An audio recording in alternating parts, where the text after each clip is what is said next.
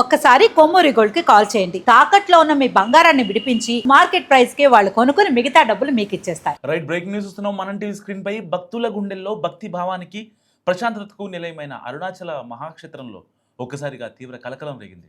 అరుణాచల క్షేత్రంలో గిరి ప్రదక్షిణ దారిలో ఇద్దరు యువతులపై జరిగిన సామూహిక అత్యాచార ఘటనలు స్థానికంగానే కాకుండా దేశవ్యాప్తంగా తీవ్ర కలకలం క్రియేట్ చేశాయి. తమిళనాడులోని ధర్మపురికి చెందిన ఒక వివాహిత తన స్నేహితులతో కలిసి మే 30న పౌర్ణమి గిరి ప్రదక్షిణకు వచ్చారు. రాత్రి వేళ ప్రదక్షిణ ముగించుకొని తిరుగు పయనమైన క్రమంలో పెద్ద కోలపాడి వద్ద ఆమె తన స్నేహితుడితో మాట్లాడుతుండగా ఒక ముఠా మారణాయుధాలతో దాడి చేసింది. వారిని అటవీ ప్రాంతంలోకి లాక్కెళ్లి వివాహితపై సామూహిక అత్యాచారానికి పాల్పడ్డారు. అంతటితో ఆకుండా ఇద్దరిని నగ్నంగా వీడియోలు తీసి మరీ ₹1,00,000 ఇవ్వాలంటూ బ్లాక్మెయిల్ చేశారు. బాధితురాలు ధర్మపురి పోలీసులను ఆశ్రయించడంతో ఈ దారుణం వెలుగు చూసింది. మే 31 తేదీన తిరువణ్ణామలకి చెందిన 23 ఏళ్ల యువతి గిరి ప్రదక్షిణ చేస్తుండగా కాళ్ళ నొప్పులు రావడంతో అడి అన్నామలై వద్ద ఆగింది. అక్కడ తన స్నేహితుడిని పిలిపించుకొని టిఫిన్ తీసుకొని అయ్యపాలయం బైపాస్ రోడ్డు వద్ద కూర్చున్నారు. అదే సమయంలో అక్కడికి వచ్చిన దుండగులు వారిని బెదిరించి సమీపంలోని అడవిలోకి తీసుకెళ్లి యువతపై అత్యాచారానికి పాల్పడ్డారు. బాధితులను నగ్నంగా వీడియోలు తీసి ఆమె బంగారు కమ్మలను దోచుకున్నారు. ఈ 2 కేసులను సీరియస్గా తీసుకున్న పోలీసులు 5 ప్రత్యేక బృందాలతో గాలింపు ముమ్మరం చేశారు. ఈ దారుణాల్లో మొత్తం 11 మంది నిందితులు ఉన్నారు.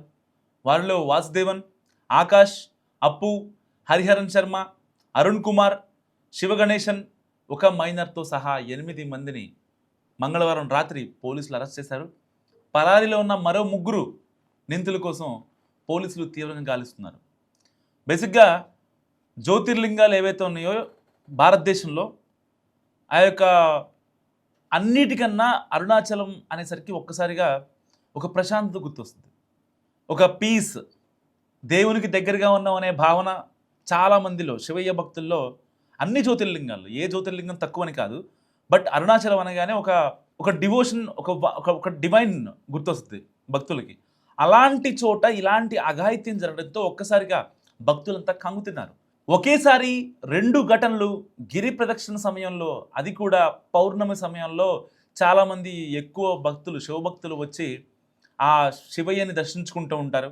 అలాంటి సమయంలో వాళ్ళని, ఆ మహిళల్ని అఘాయిత్యం చేయడం అండ్ వాళ్ళని అడవిలోకి తీసుకెళ్ళి బట్టలు ఏం లేకుండా వాళ్ళని వీడియోలు తీసి డబ్బులు ఇవ్వకపోతే సోషల్ మీడియాలో పెడతామంటూ పోస్టులు పెడతామంటూ వాళ్ళని బెదిరించి అత్యంత దారుణంగా వాళ్ళ దగ్గర ఉన్న డబ్బు, వాళ్ళ దగ్గర ఉన్నటువంటి బంగారం, చెవుల కమ్మలు, ఇంకా మెళ్ళో తాడు, చేతికి ఉన్నటువంటి రింగులు, ఇవన్నీ దోచుకున్నారు ఈ యొక్క 11 మంది దుండగులు.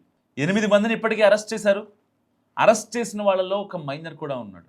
సో ఎంత దారుణమో చూడండి.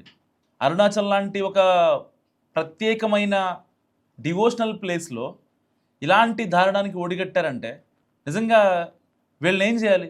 ఇప్పటికే తమిళనాడు ప్రభుత్వం ఈ ఘటనని చాలా సీరియస్ తీసుకుంది. ఎందుకంటే ఫస్ట్ ఇన్సిడెంట్లో ఆ అమ్మాయిని అడవిలోకి లాక్కెళ్ళి ఫస్ట్ అత్యాచారం చేయలేదు. తర్వాత వాడు తాగున్నాడు, అక్కడికి వెళ్ళి ఆ అమ్మాయిని పెట్టుకుని మరి తాగిన తర్వాత డబ్బులు ఇవ్వమంటే, ₹1,00,000 ఇవ్వమంటే నా దగ్గర లేవు అని చెప్పిందంట. సో దానికి ఆగ్రహానికి గురైనటువంటి ఆ యొక్క యువకుడు ఆ అమ్మాయి పైన అఘాయిత్యానికి పాల్పడి దాని తర్వాత ₹1,00,000 ఇవ్వమని చెప్పి వేధించాడు, బెదిరించాడు, భయపెట్టాడు.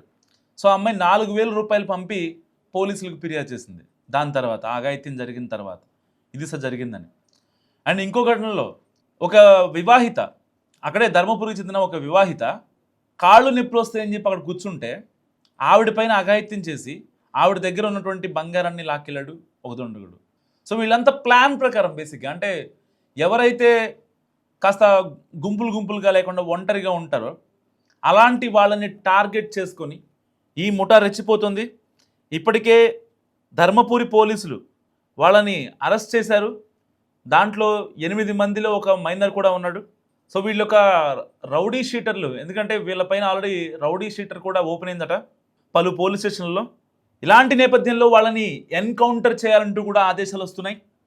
సో అరుణాచలం అనేది చాలామందికి ఒక పుణ్యస్థలం.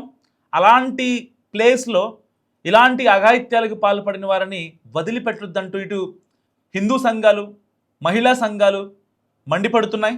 అండ్ రీసెంట్గానే ఒక చిన్న పాపని సూలూరు అనే ప్రాంతంలో, కోయంబత్తూరు దగ్గర సూలూరు ప్రాంతంలో ఒక చిన్న పాపని ఒక 33 ఏళ్ల యువకుడు, వాడొక కామాంధుడు, ఒక కీచకుడు, ఆ అమ్మాయిని వాళ్ళ అమ్మ షాప్ దగ్గరికి పంపిస్తే ఆ అమ్మాయిని అపహరించి, ఆ అమ్మాయిని అనుభవించి పక్కనే ఉన్నటువంటి చెరువులో పడేసి పెద్ద రాజకీయంగా దుమారం రేగింది ఆ ఘటన. సో ఇప్పటికీ ఆ కేసులో న్యాయం జరగలేదు. సో మళ్ళీ ఇప్పుడు వెంటనే అరుణాచలంలో వరుస ఘటనలు, ఒక ఇష్యూ జరిగిన తర్వాత వెంటనే ఇంకొక ఇష్యూ జరిగింది. 2 మహిళలపై వేధింపులు, అఘాయిత్యం, ఇటు మిస్బిహేవ్ కావచ్చు, వాళ్ళ దగ్గర ఉన్నటువంటి బంగారం, వాళ్ళ దగ్గర ఉన్న డబ్బులు లాక్కునే ప్రయత్నం కావచ్చు. సో వీళ్ళని ఎట్టి పరిస్థితుల్లో వదిలిపెట్టొద్దంటూ ఆదేశాలు వస్తున్నటువంటి పరిస్థితి. ఇటు మహిళా సంఘాల దగ్గర నుంచి కానీ, ఇటు సోషల్ యాక్టివిస్టుల దగ్గర నుంచి కానీ చాలామంది రియాక్ట్ అవుతున్నారు ఈ ఇష్యూపై. అసలు అరుణాచలం లాంటి ప్లేస్లో ఇలాంటి దారుణాలు చేయటువంటి, గిరి ప్రదక్షిణ జరుగుతుంటే ఎక్కడి నుంచో వస్తారు, ఆ దేవుణ్ణి కోరుకుంటారు, మేము హ్యాపీగా ఉండాలి, మా ఫ్యామిలీ మొత్తం హ్యాపీగా చూడు స్వామి అని ఎంతో భక్తి భావనలతో గిరి ప్రదక్షిణ చేస్తున్న సమయం అది. అలాంటి సమయంలో ఈ కీచకులు వచ్చి వాళ్ళని నిర్మానుష్యమైన ప్రాంతానికి తీసుకెళ్ళి ఇంత దారుణానికి గురి చేయడం ఎంతవరకు కరెక్ట్ అనే మాటలు కూడా వినిపిస్తున్నాయి. సో వీళ్ళని ఏం చేయాలి? ఇప్పటికే తమిళనాడు సర్కార్ ఒక కీలక నిర్ణయం తీసుకుని దిశగా అడుగులేస్తోంది.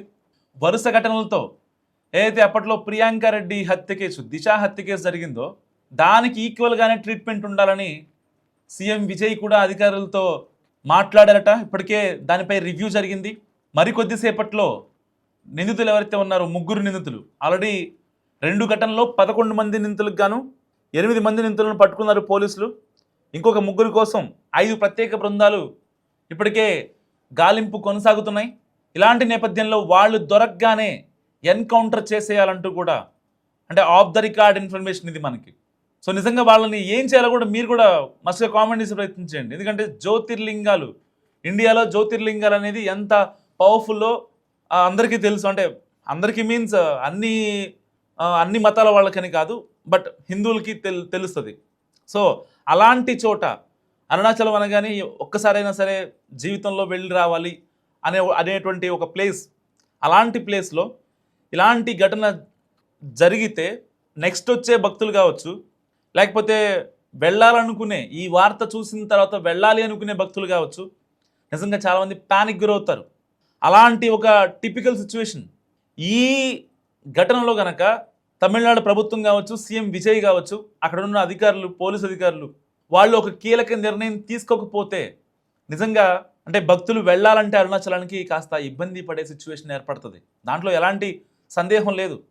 ఒక స్ట్రాంగ్ మెసేజ్ ఇవ్వాలి, ఒక స్ట్రాంగ్ కౌంటర్ ఇవ్వాల్సిందే ఇలాంటి ఘటనలు ఇంకొకసారి. ఎందుకంటే వీళ్ళు ఒకరో ఇద్దరో అయితే అనుకోవచ్చు, సరే ఇంకేదో చేశారు లేకపోతే ఇంకెక్కడో చేశారు అనుకోవచ్చు.